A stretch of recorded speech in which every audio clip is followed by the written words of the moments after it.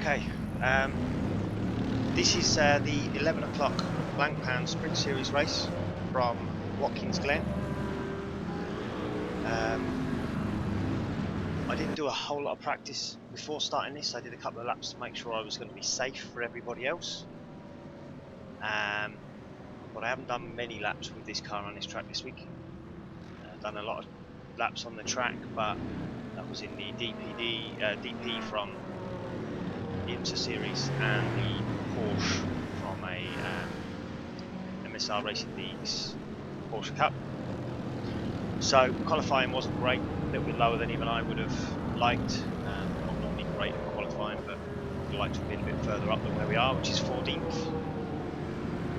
We've got number 4 on the car, so my iRating's been going forwards the last couple of days. It's put me at the front end of what I think was lobby 2, split 2. There was about 80, 90 cars, I think. There's about 3 lobbies booked in for this. So yeah, this will be the full race. I'm going to leave it on the TV cameras. Car to look out for is the number 4 there with the pink mirrors, Union flag on the sun strip, the white, black and green MOD STR racing car. It was a good race, good battling, some incidents as well, but nothing caused by me, thankfully. So, hope you enjoy, and see you at the end.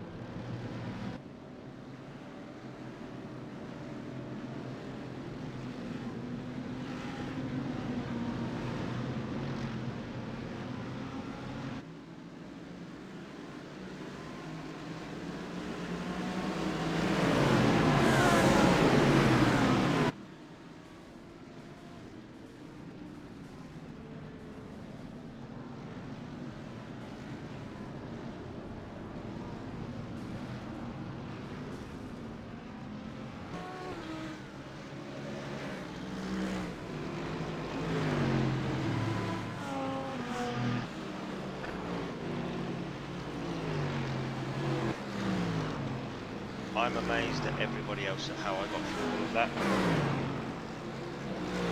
Obviously somebody was watching over me in that one.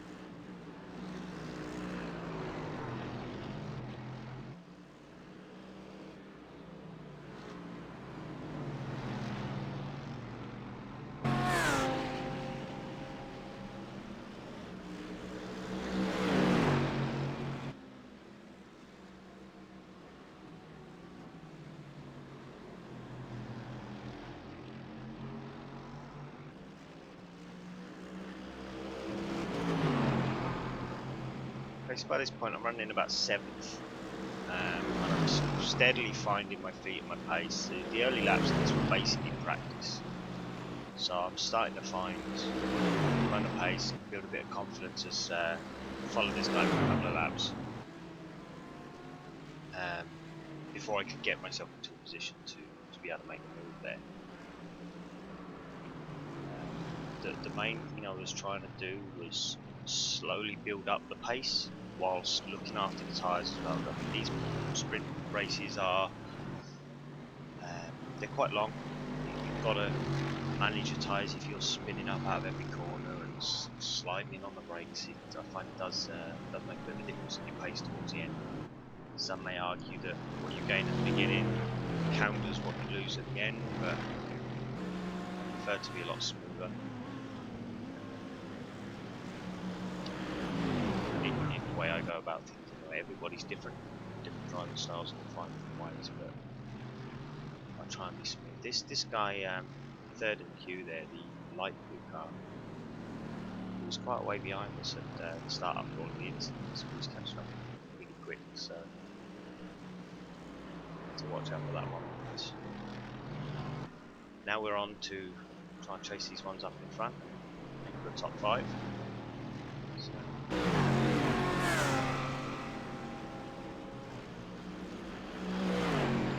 at the same time with one eye on the mirror, watching that guy that's 2 cars back.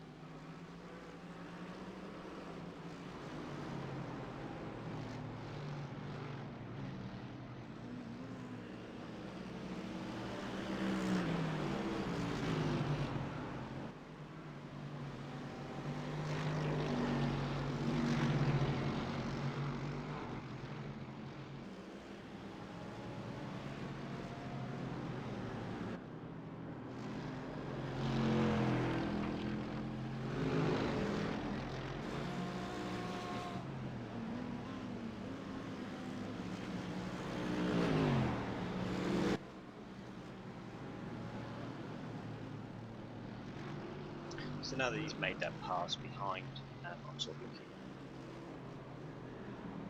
I can see that I'm catching the cars in front, but it's slowly. He's going to be catching me a lot quicker. So it's all these little things just to watch out for. Don't try driving any differently. I'm not trying to sort of, oh well, I need to push harder.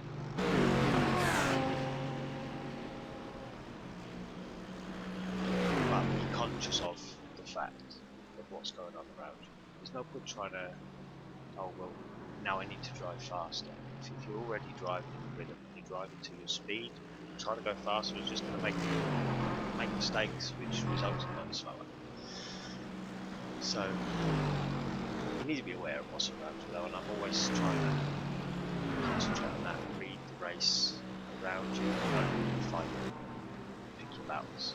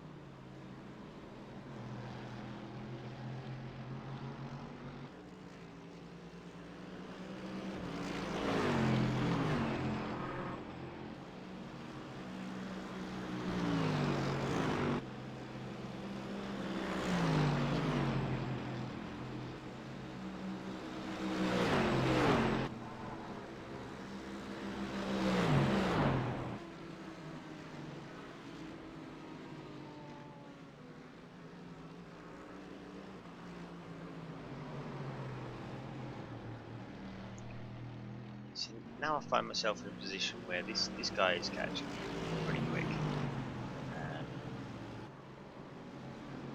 I know I'm still not out of the race for the cars in front. The gap is sort of stabilised at the moment, but there's still a lot to play out. There's a long way to go in the race. So sort of still looking towards the end game. I'm thinking ahead. If he puts a run on, I'll let him go. And I'll see if I can use him and follow him to catch the cars up in front. It goes back to that picking your battles, and if there's a car that's that much faster and there's that much race left to run, my view is you're better letting them go. Maybe try and use them to pull you along. But the last thing you want is for them to make a mistake behind you while they're that close, and it ends your race as well. So as you see here, I don't fight him. I leave him the inside and just slot back in behind. Minimum time lost to the next car behind and the cars in front. And hopefully now I'll follow him for a few laps. Maybe use his draft to go with him, because he's clearly going to catch the cars in front. Maybe even learn something. So that was the thinking there. It's just don't fight him, he's too fast.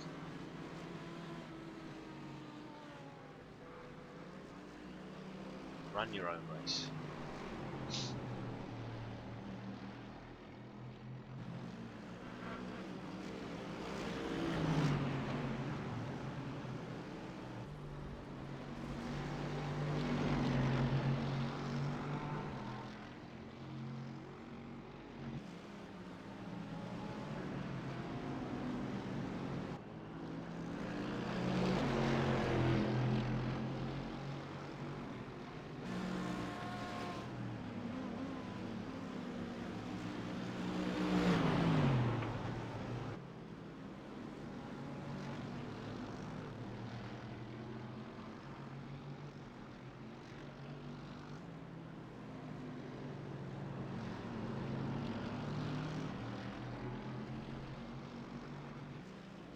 What was quite surprising was just being behind him. This is another spin. It's not a close call. Just being behind him for that one lap, I found quite a lot of time. I found where I was going wrong. I've done a lot of laps around here in the Porsche Cup car for a championship. It's run by MSR Racing Leagues. And the braking obviously on the Porsche got to be quite early, quite smooth, not use too much pedal. So I found I was braking way too early. Even though I was braking later than where I would in the Porsche, it still wasn't as late as you can in the GT3 by comparison. So just being behind in that one lap sort of opened my eyes up to that, and that instantly helped me find a bit of pace. And you can see now the guy that was a Mercedes just behind us within 2 laps. The gap between me and him has got bigger than it had, at a faster rate than it was previously, and the car that caught me quite rapidly is now no longer pulling away to that sort of extent. I was also making a few mistakes when I got behind him as well, so I don't know whether it was a bit happier in clear air than having somebody sort of sitting on the back of him. I wasn't interested in making any money because if we made a mistake I would have gone past, but still playing that long game of use him to move forwards.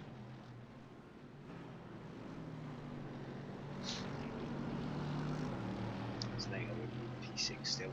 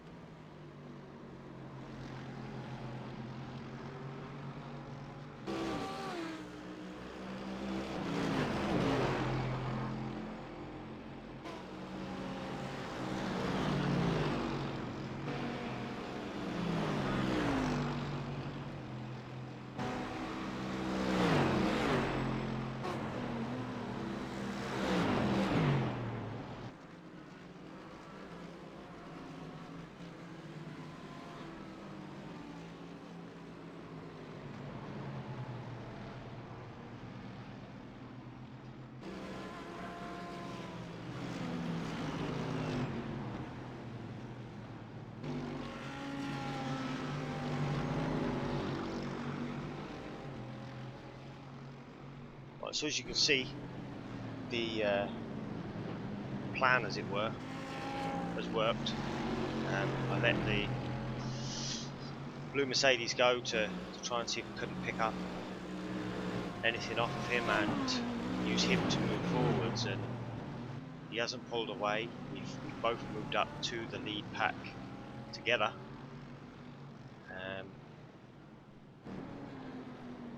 So, you know, again, it's not everybody's way of doing things, but it shows that it is a way that, when executed properly, can work. People battles, you don't have to stay in front of everybody. Sometimes letting the faster car go will help you well as well. You're only, you know, 10th, half a second slower than another car, then battle it out. If you're a second slower, there's only 2-3 laps to go. Try and hold on. In a 40-minute race, that early into it, it's really not good. You're going to cost yourself more time. The cars in front then just go. Here we go, another Audi facing the wrong way. They seem to do that a lot. I've noticed on that corner.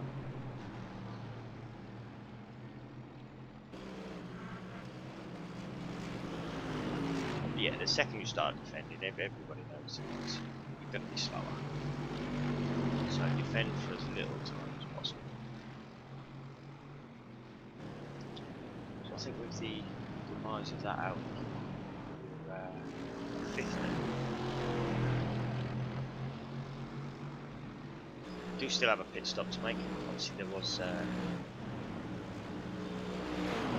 one stop for everybody at least to take fuel. I don't think anybody attempted to do it on one tank. It's just not possible.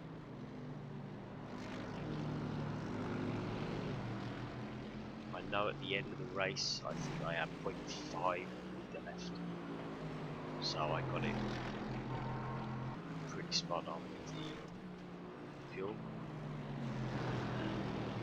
As you can see, there's the Mercedes in front of me, the second Mercedes going in for his stop. I was in two minds here. Obviously I've been doing so well following him that I was contemplating whether it would be best to get back behind him, carry on doing what we were doing. It was working, why change it? But I felt I'd see how this lap went.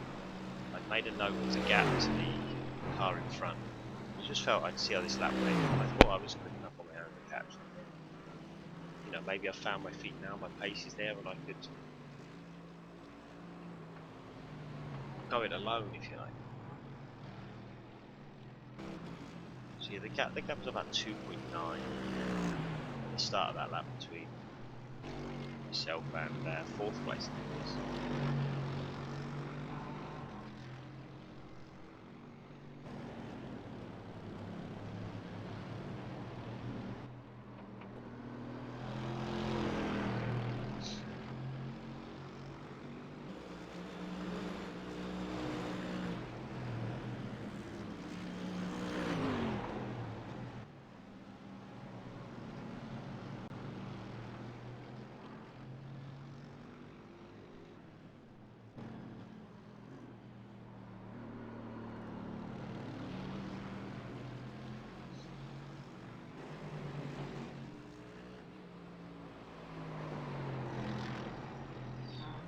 So by the end of this lap, you can see I've made another couple of tenths.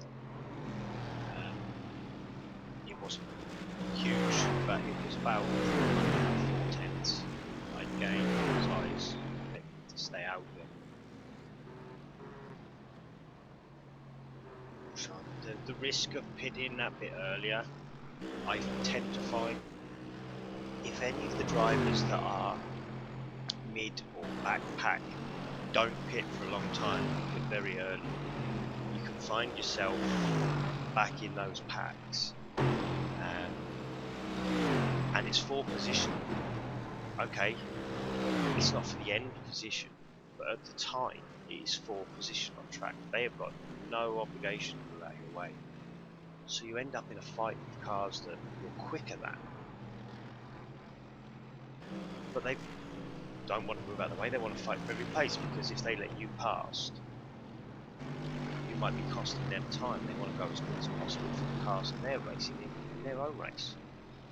So always try and go a little bit longer to let the majority of the field cleanse, and you're not going to get caught up in those battles that you really don't need to be in.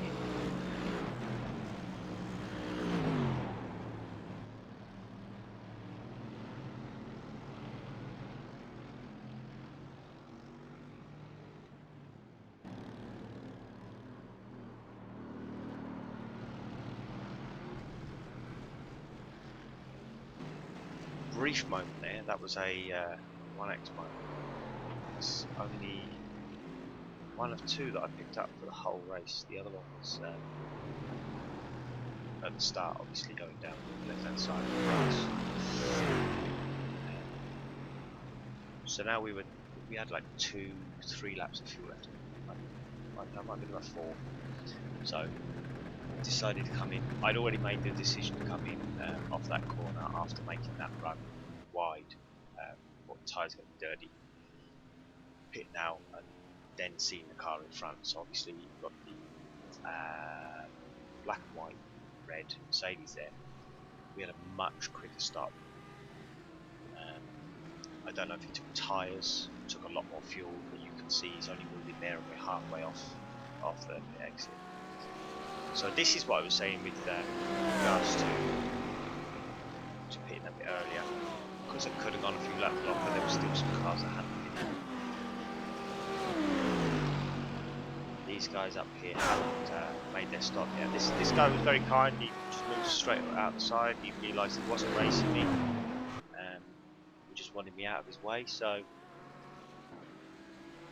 pulled to one side and let me go.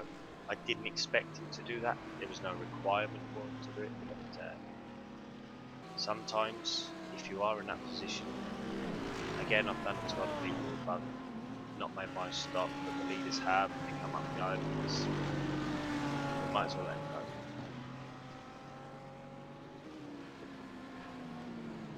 So you can see the difference in the stops from me following that Mercedes in the lane to him not even being in shot now.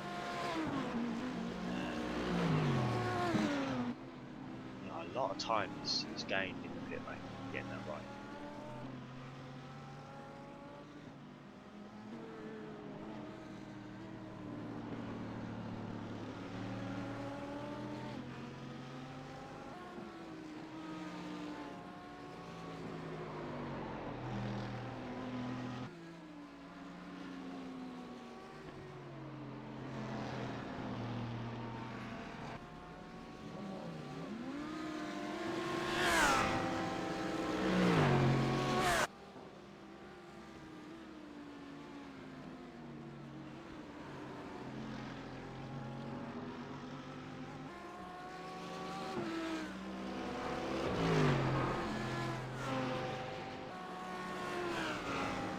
So I think that says P4 on the window now.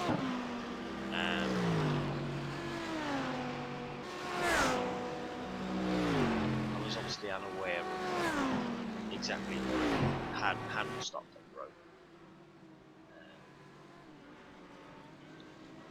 I was pretty certain this Audi in front hadn't.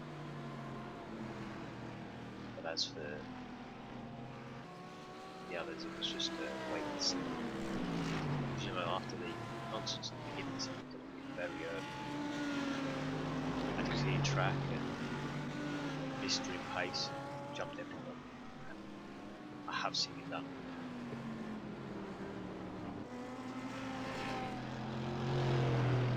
And we just, as always, just running our own race, hit the marks, concentrate on what I can control, what I can do. Try and be very mindful of the tyres.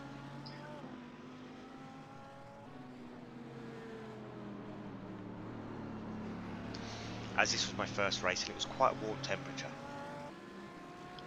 I was making sure that I wanted those tyres to make it to the end with minimal drop off.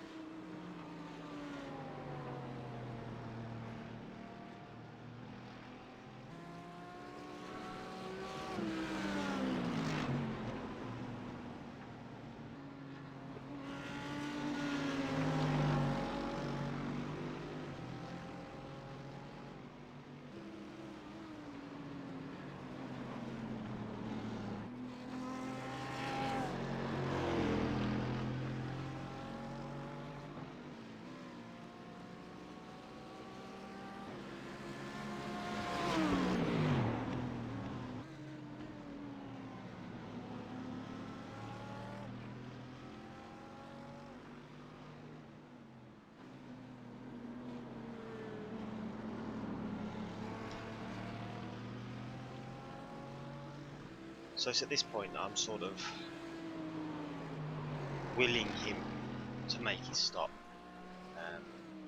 Really found a lot of pace by now, and was right in the groove. We've seen a car in there. But also knew that the gap to the Mercedes was just in the top of the shot there. Was coming down a little bit each lap, like maybe 2/10, a tenth a lap. It was small, but it was decreasing. So it was clear this guy was holding me up a little bit. Not a huge amount that I was all over the back of him, but it was definitely affecting the pace because it was that close to someone. It lifted up braking a bit earlier, so to give them plenty of room to not make a mistake in front and wipe you out with it. So the lap times were definitely starting to drop away a little bit now that we've caught up with it. So every lap I was sort of, please make your stop, make your stop.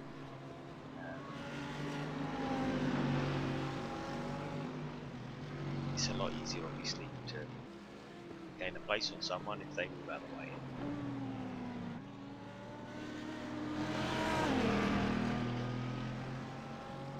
It's not always going to be possible. Got a little look there, but just wanted to keep the car clean. Wasn't sure he could see me, so I didn't want to force the issue. He had a better drive out. Can't afford with a bent car, so there was no point in just sticking your nose in anyway. He's got very scruffy towards the end of this lap. As you can see now, he's really costing some time, so I'm sort of showing my nose a little bit more, just trying to force a mistake, and then he did decide to pit, and it was absolutely perfect. So clear air again now with P2. One car which was quite a way up the road, so by this point it was only one of two things, and he hadn't pitted, which was the most likely considering how close I was to the leaders before the pit stops, or this guy was just a different league, just out there, because I think the gap was somewhere around 17, 18 seconds. So I knew I hadn't lost that much time at any point of the race. So the odds were he was still to pit. So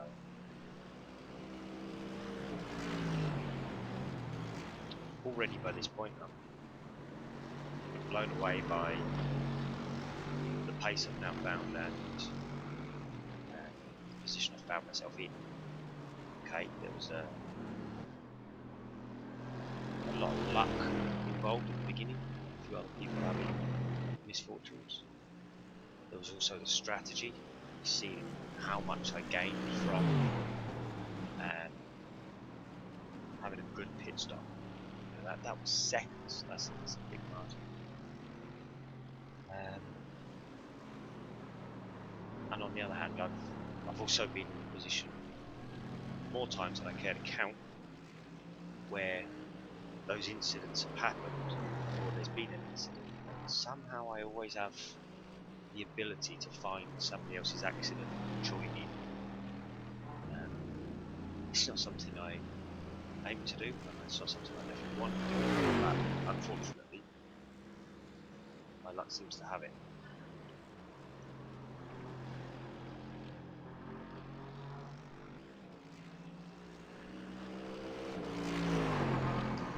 So I think that was the last car to pit. So now I'm thinking to myself, well, hang on, this now is the race for the league. The guy behind me, I noticed in practice, Daniel Perry was very quick before the group. Obviously, I've got no illusions. This was lobby 2. There were some very quick times in here. You go into lobby 1, there are insanely quick times. But for the rooms we're racing in, it's how I sort of compare with them. This guy was quite quick in practice. I think he started quite well as well, I'm not sure. He was running at the front for most of the race. So again, one eye on him. Not trying to push any harder, just staying that rhythm I'm feeling for the whole race. It's worked so far. Just stay in that rhythm. Yeah, I just try and manage that gap.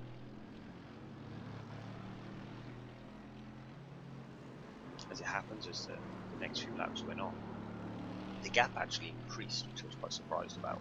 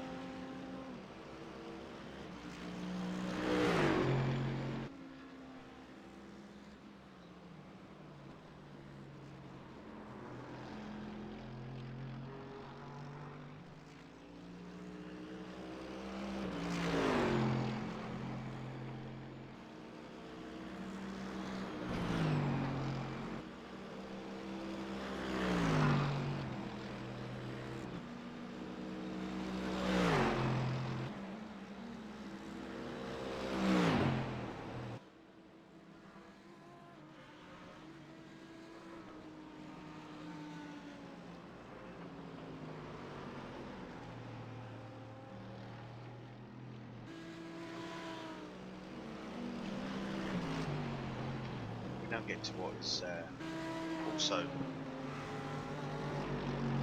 critical time sometimes and the event. I think a lot of incidents that you see when people are lapping cars, it's not always one person to blame. It's usually a bit of both things. You can't sort of go, oh, well, these slower drivers that have had incidents or whatever that put me there. I mean, he may not always be back there. You can see his car's pretty screwed up. It's normally the blame is put on them. It's not their fault all the time. You see there, I flash the lights. That's not me sort of. I don't do it like you get some people that they sit on the button all the way down the straights. When I'm coming up to back markers and I'm doing it, is to let them know I'm there, make sure they're aware of me, and then move early. I know you can get a little bit of extra time by drafting them into the very last point before flicking out, but the best way to lap people and to be lapped that I find is for both parties to be predictable. If you've got your back marker is moving on and offline, or your leader's sitting right up behind trying to draft to get that extra little bit of hundredth of a second or whatever it is, that's when accidents can happen. You know, because he decides he's going to brake and let you past, you're in his back. If you decide to weave at the last minute, but he's sort of seeing you that closer, back markers decide to move offline at the same time, you're going to crash. You know, just a bit of common sense from both parties. Move early, make it clear your intentions. And what that also gives you, like I did down into turn 1 with that guy, was had he not decided to let me go that way and he wanted to carry it on around the corner, I still had plenty of time. I wasn't going to spear him back. I wasn't going to land in his door and take him out. You know, a lot of accidents I see, it just seems like nobody's got common sense. You know, being predictable in both situations, whether you're lapping or being lapped, I think that's the best thing you can do, is just be predictable, make your move early and obvious what it is you're doing.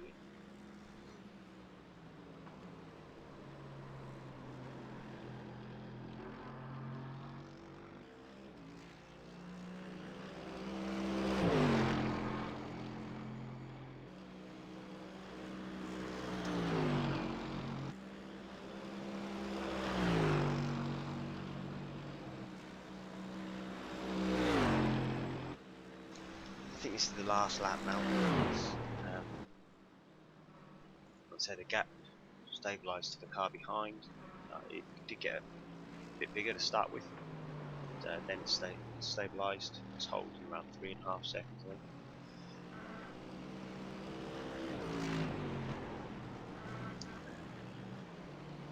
The tyres were great.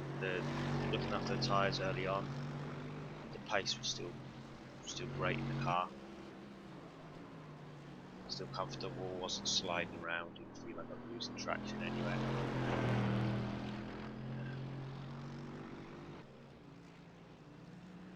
I know there was a lot went on in this race.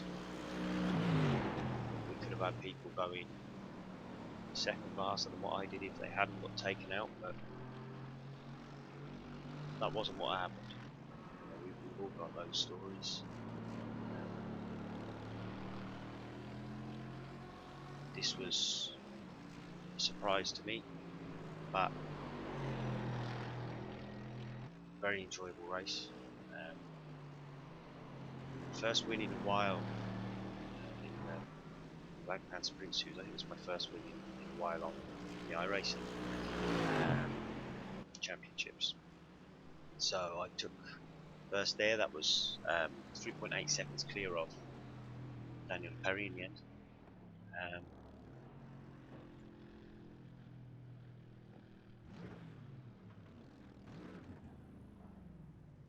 But yeah, enjoyable race. I had a good run, kept it smooth, built my pace as I went on.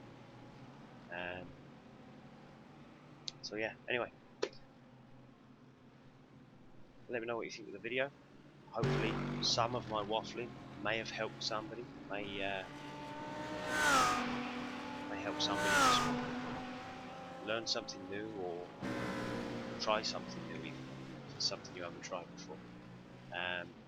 None of it is new, none of it is, you know, a breakthrough piece of knowledge. It's all stuff that a lot of people already know. Different people race different ways. That's what I did in that race and how I went about it. And sometimes you get lucky and get the results like that. So let me know what you think of the video. Leave your comments below. If you want to see some more of these, obviously there's not going to be many more with wins in, I doubt, but get some good races in. So yeah, let me know if you want to see some more. Leave it in the comments below, and see you next time. Thanks for watching.